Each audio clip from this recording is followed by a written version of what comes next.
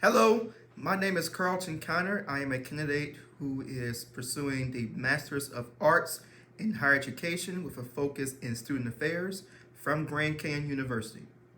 The first question is, what is meant by the term legal status of students attending a higher education institution? Well, first and foremost, a student is defined typically as an individual who is under the age of 23.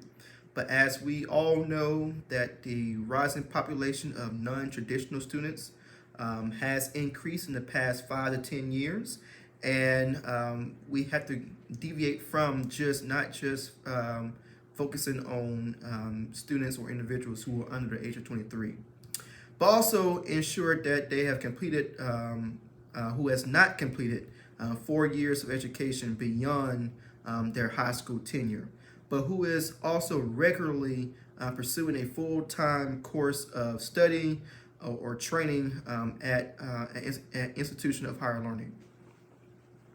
The second part of that question is, what are students' broad rights while attending a higher education institution? Well, of course, the protection from discrimination in admissions, which entails that students receive accommodations required to prove they are otherwise qualified, and also protections from unfair testing practices, and also offering testing accommodations for their speech or manual or hearing disabilities, and also having access to alternative testing locations and also class locations that are accessible as well. The next question is asking, what are contractual rights of students?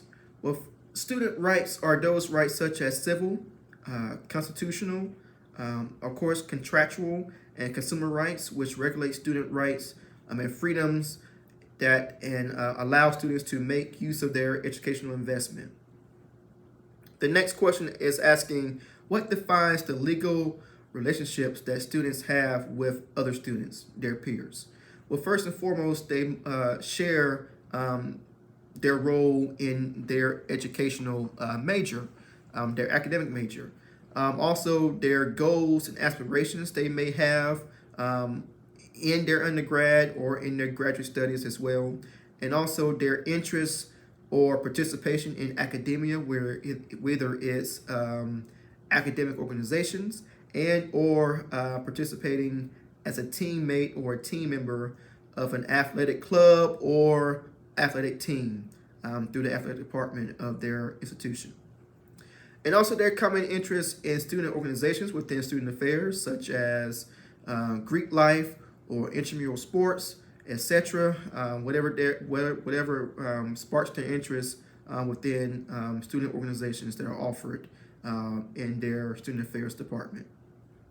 What defines the legal relationships that students have with administration? Well, their rights to receive an undergraduate degree, and also their ability to assist students, and their access to resources from the admin department offices that will be beneficial to all students within higher education. Next question is, what responsibilities do the students affairs professionals have when working with students' files and records? Student affairs professionals play an important role, a vital role, when keeping confidentiality about students' conduct, filing, and records. FERPA, which is the acronym for Family Educational Records Protection Act, is a law that protects the school records of all students from their pre-K years all the way up to their undergrad, and if they pursue graduate studies as well. It is important that student affairs professionals are trained properly on keeping records confidential from their students and from other folks around campus as well, and also to look for continuing education in regards to FERPA information, or also just keeping things confidential within the student affairs department. And lastly, also, the last question is asking, list at least 3 student-focused regulations that govern the responsibilities of student affairs departments. Well, I believe first and foremost, student safety is key. Also, admissions and guidance for students through academic support, and also campus life and activities which keep them engaged on campus and in the community. Thank you for your time, and I hope you have enjoyed this presentation.